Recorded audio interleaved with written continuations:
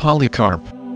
The martyrdom of Polycarp. Polycarp was born in the year 69 of the Common Era, and died in the year 155, aged 86 years. He was a direct disciple of the Apostle John, and exercised the office of bishop in the Church of Smyrna. He is held in high esteem by the early church, being quoted by many Christian authors of his time, and after his time. With the death of the apostles, consecrated heresies to be elevated and spread, mainly as Gnostic heresies. The Gnostics claimed that true Christianity had been misunderstood, and that the original doctrine was associated with Greco-Roman mystery cults. Polycarp, known as the Great Teacher of Asia, was one of the first to confront this heresy. In addition, he was the teacher of Irenaeus of Lyon, who wrote a work entitled Against Heresies, to refute Gnostic teachings. The martyrdom of Polycarp was a written account that circulated among the churches from the 2nd century onwards. This martyrdom is proof that his orthodoxy was indeed real, and that God's approval was upon him, through a life of virtue and marked by signs and wonders. Here is the report of his martyrdom, written by the Church of Smyrna. The Church of God, which sojourneth at Smyrna, to the Church of God which sojourneth in Philomelium, and to all the brotherhoods of the Holy and Universal Church, sojourning in every place. Mercy, peace and love from God, the Father, and our Lord Jesus Christ be multiplied. Chapter 1. We write unto you, brethren, an account of what befell those that suffered martyrdom, and especially the blessed Polycarp, who stayed the persecution, having as it were set his seal upon it by his martyrdom. For nearly all the foregoing events came to pass that the Lord might show us once more an example of martyrdom which is conformable to the gospel, for he lingered that he might be delivered up, even as the Lord did, to the end that we too might be imitators of him, not looking only to that which concerneth ourselves, but also to that which concerneth our neighbors. For it is the office of true and steadfast love, not only to desire that oneself be saved, but all the brethren also. Chapter 2. Blessed therefore and noble are all the martyrdoms which have taken place according to the will of God, for it behoveth us to be very scrupulous and to assign to God the power over all things. For who could fail to admire their nobleness and patient endurance and loyalty to the Master? Seeing that when they were so torn by lashes that the mechanism of their flesh was visible even as far as the inward veins and arteries, they endured patiently, so that the very bystanders had pity and wept, while they themselves reached such a pitch of bravery that none of them uttered a cry or a groan, thus showing to us all that it that are the martyrs of Christ being tortured were absent from the flesh, or rather that the Lord was standing by and conversing with them, and giving heed unto the grace of Christ they despised the tortures of this world, purchasing at the cost of 1 hour a release from eternal punishment. And they found the fire of their inhuman torturers cold, for they set before their eyes the escape from the eternal fire which is never quenched, while with the eyes of their heart they gazed upon the good things which are reserved for those that endure patiently, things which neither ear hath heard nor eye hath seen, neither have they entered into the heart of man, but were shown by the Lord to them. For they were no longer men but angels already. And in like manner also those that were condemned to the wild beasts endured fearful punishments, being made to lie on sharp shells and buffeted with other forms of manifold tortures, that the devil might, if possible, by the persistence of the punishment bring them to a denial. For he tried many wiles against them. Chapter 3. But thanks be to God, for he verily prevailed against all. For the right noble Germanicus encouraged their timorousness through the constancy which was in him, and he fought with the wild beasts in a signal way. For when the proconsul wished to prevail upon him and bade him have pity on his youth, he used violence and dragged the wild beast towards him, desiring them more speedily to obtain a release from their unrighteous and lawless life. So after this all the multitude, marveling at the bravery of the God-beloved and God-fearing people of the Christians, raised a cry, "Away with the atheists! let search be made for Polycarp. Chapter 4.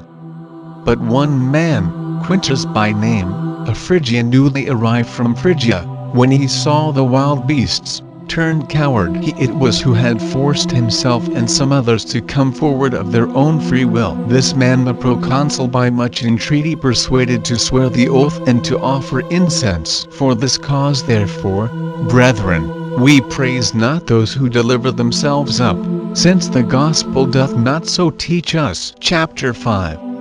Now the glorious Polycarp at the first, when he heard it, so far from being dismayed, was desirous of remaining in town. But the greater part persuaded him to withdraw. So he withdrew to a farm not far distant from the city.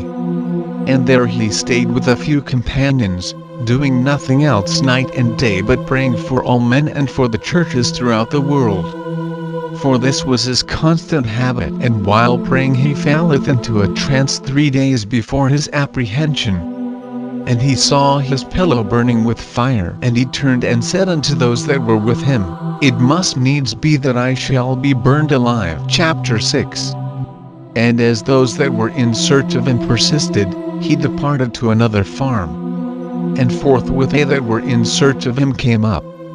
And not finding him, they seized 2 slave lads, one of whom confessed under torture.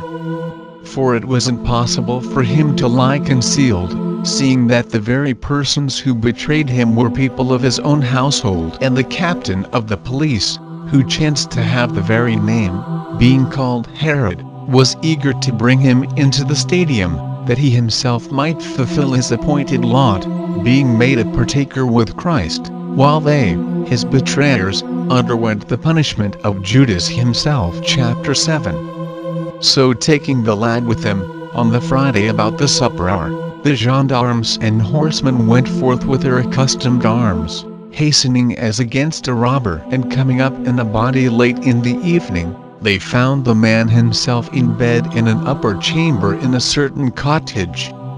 And though he might have departed thence to another place, he would not, saying, The will of God be done. So when he heard that they were come, he went down and conversed with them, the bystanders marveling at his age and his constancy, and wondering how there should be so much eagerness for the apprehension of an old man like him. Thereupon forthwith he gave orders that a table should be spread for them to eat and drink at that hour, as much as they desired. And he persuaded them to grant him an hour that he might pray unmolested.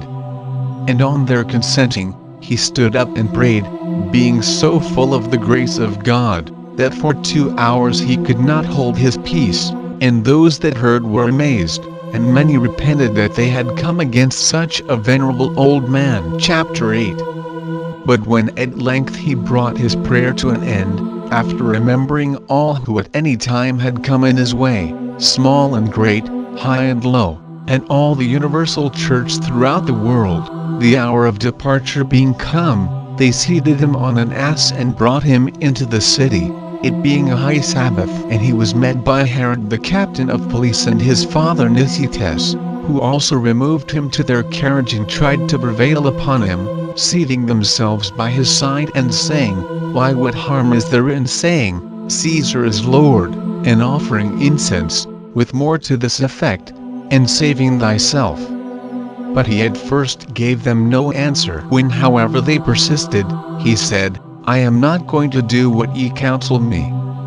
Then they, failing to persuade him, uttered threatening words and made him dismount with speed, so that he bruised his shin, as he got down from the carriage. And without even turning round, he went on his way promptly and with speed, as if nothing had happened to him, being taken to the stadium.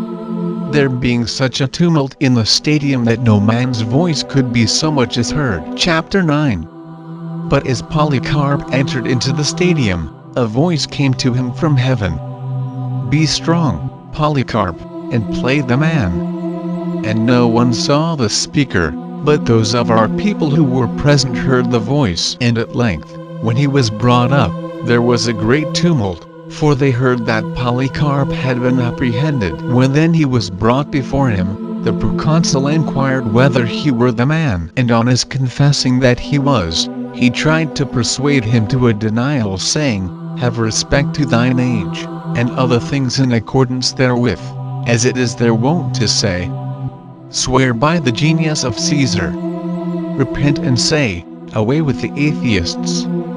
Then Polycarp with solemn countenance looked upon the whole multitude of lawless heathen that were in the stadium, and waved his hand to them. And groaning and looking up to heaven he said, "Away with the atheists." But when the magistrate pressed him hard and said, "Swear the oath, and I will release thee," "Revile the Christ," Polycarp says, "fourscore-and-6 years have I been his servant, and he hath done me no wrong. How then can I blaspheme my king who saved me?" Chapter 10. But on his persisting again and saying, "Swear by the genius of Caesar," he answered, "If thou supposest vainly that I will swear by the genius of Caesar, as thou sayest, and feignest that thou art ignorant who I am, hear thou plainly, I am a Christian. But if thou wouldest learn the doctrine of Christianity, assign a day and give me a hearing." The proconsul said, "Prevail upon the people." But Polycarp said, "As for thyself, I should have held thee worthy of discourse. For we have been taught to render, as is meet, to princes and authorities appointed by God such honor as does us no harm. But as for these, I do not hold them worthy, that I should defend myself before them." Chapter 11. Whereupon the proconsul said, "I have wild beasts here and I will throw thee to them, except thou repent." But he said, "Call for them, for the repentance from better to worse is a change not permitted to us. But it is a noble thing to change from untowardness to righteousness." Then he said to him again, "I will cause thee to be consumed by fire, if thou dispossess the wild beasts, unless thou repent." But Polycarp said, "Thou threatenest that fire which burneth for a season and after a little while is quenched, for thou art ignorant of the fire of the future judgment and eternal punishment, which is reserved for the ungodly. But why delayest thou? Come, do what thou wilt." Chapter 12. Saying these things and more besides, he was inspired with courage and joy, and his countenance was filled with grace, so that not only did it not drop in dismay at the things which were said to him, but on the contrary the proconsul was astounded and sent his own herald to proclaim 3 times in the midst of the stadium, "Polycarp hath confessed himself to be a Christian." When this was proclaimed by the herald, the whole multitude both of Gentiles and of Jews who dwelt in Smyrna cried out with ungovernable wrath and with a loud shout, "This is the teacher of Asia, the father of the Christians, the puller down of our gods, who teacheth numbers not to sacrifice nor worship." Saying these things, they shouted aloud and asked the Arziarch Philip to let a lion loose upon Polycarp. But he said that it was not lawful for him, since he had brought the sports to a close. Then they thought fit to shout out with one accord that Polycarp should be burned alive, for it must needs be that the matter of the vision should be fulfilled, which was shown him concerning his pillow, when he saw it on fire while praying. And turning round he said prophetically to the faithful who were with him, "I must needs be burned alive." Chapter 13. These things then happened with so great speed, quicker than words could tell, the crowds forthwith collecting from the workshops and baths timber and faggots, and the Jews more especially assisting in this with zeal, as is their wont. But when the pile was made ready, divesting himself of all his upper garments and loosing his girdle, he endeavored also to take off his shoes, though not in the habit of doing this before, because all the faithful at all times vied eagerly who should soonest touch his flesh. For he had been treated with all honor for his holy life even before his gray hairs came forth. Within the instruments that were prepared for the pile were placed about him. And as they were going likewise to nail him to the stake, he said, "Leave me as I am, for he that hath granted me to endure the fire will grant me also to remain at the pile unmoved, even without the security which ye seek from the nails." Chapter 14. So they did not nail him, but tied him. Then he, placing his hands behind him and being bound to the stake, like a noble ram out of a great flock for an offering, a burnt sacrifice made ready and acceptable to God, looking up to heaven said, O Lord God Almighty, the Father of thy beloved and blessed Son Jesus Christ, through whom we have received the knowledge of thee, the God of angels and powers and of all creation and of the whole race of the righteous, who live in thy presence. I bless thee for that thou hast granted me this day and hour, that I might receive a portion amongst the number of martyrs in the cup of thy Christ unto resurrection of eternal life, both of soul and of body, in the incorruptibility of the Holy Spirit. May I be received among these in thy presence this day, as a rich and acceptable sacrifice, as thou didst prepare and reveal it beforehand, and hast accomplished it, thou that art the faithful and true God. For this cause, yea, and for all things, I praise thee, I bless thee, I glorify thee, through the eternal and heavenly High Priest, Jesus Christ, thy beloved Son, through whom with him and the Holy Spirit be glory both now and ever and for the ages to come. Amen. Chapter 15. When he had offered up the Amen and finished his prayer, the fireman lighted the fire, and, a mighty flame flashing forth, we to whom it was given to see, saw a marvel, yea, and we were preserved that we might relate to the rest what happened. The fire, making the appearance of a vault, like the sail of a vessel filled by the wind, made a wall round about the body of the martyr. And it was there in the midst, not like flesh burning, but like a loaf in the oven, or like gold and silver refined in a furnace. For we perceived such a fragrant smell, as if it were the wafted odor of frankincense or some other precious spice. Chapter 16. So at length the lawless men, seeing that his body could not be consumed by the fire, ordered an executioner to go up to him and stab him with a dagger. And when he had done this, there came forth a dove and a quantity of blood, so that it extinguished the fire. And all the multitude marveled that there should be so great a difference between the unbelievers and the elect. In the number of these was this man, the glorious martyr Polycarp, who is found an apostolic and prophetic teacher in our own time, a bishop of the Holy Church which is in Smyrna. For every word which he uttered from his mouth was accomplished and will be accomplished. Chapter 17. But the jealous and envious evil one, the adversary of the family of the righteous, having seen the greatness of his martyrdom and his blameless life from the beginning, and how he was crowned with the crown of immortality and had won a reward which none could gainsay, managed that not even his poor body should be taken away by us, although many desired to do this and to touch his holy flesh. So he put forward Nicetas, the father of Herod and brother of Alts, to plead with the magistrate not to give up his body, lest, so it was said, they should abandon the crucified one and begin to worship this man. This being done at the instigation and urgent entreaty of the Jews, who also watched when we were about to take it from the fire, not knowing that it will be impossible for us either to forsake at any time the Christ who suffered for the salvation of the whole world of those that are saved, suffered though faultless for sinners, nor to worship any other. For him, being the Son of God, we adore, but the martyrs as disciples and imitators of the Lord we cherish as they deserve for their matchless affection towards their own King and Teacher. May it be our lot also to be found partakers and fellow disciples with them. Chapter 18.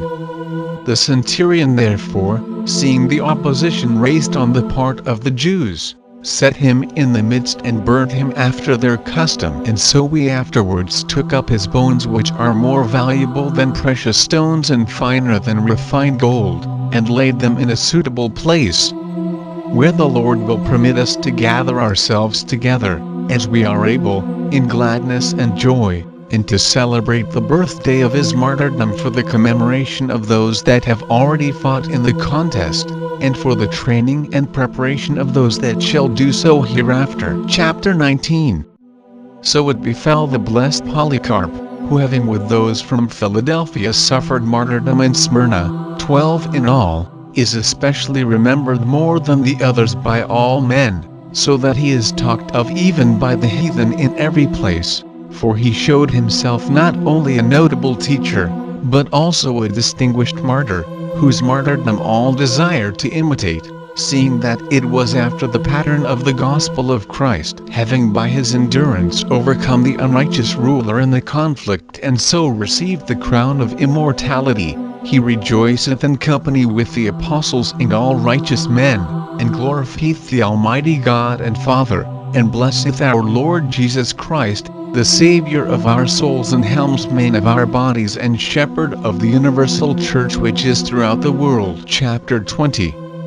Ye indeed required that the things which happened should be shown unto you at greater length, but we for the present have certified you as it were in a summary through our brother Marcianus. When then ye have informed yourselves of these things, send a letter about likewise to the brethren which are farther off, that they also may glorify the Lord, who maketh election from his own servants. Now unto him that is able to bring us all by his grace and bounty unto his eternal kingdom, through his only begotten Son Jesus Christ, be glory, honor, power, and greatness forever. Salute all the saints. They that are with us salute you, and to Aristarchus, who wrote the letter, with his whole house. Chapter 21. Now the blessed Polycarp was martyred on the second day of the first part of the month Xanthicus, on the 7th before the calends of March, on a great Sabbath, at the 8th hour. He was apprehended by Herodes, when Philip of Tralles was high priest, in the proconsulship of Statius Quadratus, but in the reign of the eternal King Jesus Christ, to whom be the glory, honor, greatness, and eternal throne, from generation to generation. Amen. Chapter 22. We bid you Godspeed, brethren, while you walk by the word of Jesus Christ which is according to the gospel, with whom be glory to God for the salvation of his holy elect. Even as the blessed Polycarp suffered martyrdom, in whose footsteps may it be our lot to be found in the kingdom of Jesus Christ. This account Gaius copied from the papers of Irenaeus, a disciple of Polycarp. The same also lived with Irenaeus, and Isocrates wrote it down in Corinth from the copy of Gaius. Grace be with all men. And Plinius again wrote it down from the aforementioned copy, having searched it out for the blessed Polycarp showed me in a revelation, as I will declare in the sequel, gathering it together when it was now well nigh worn out by age, that the Lord Jesus Christ may gather me also with his elect into his heavenly kingdom. To whom be the glory with the Father and the Holy Spirit forever and ever. Amen.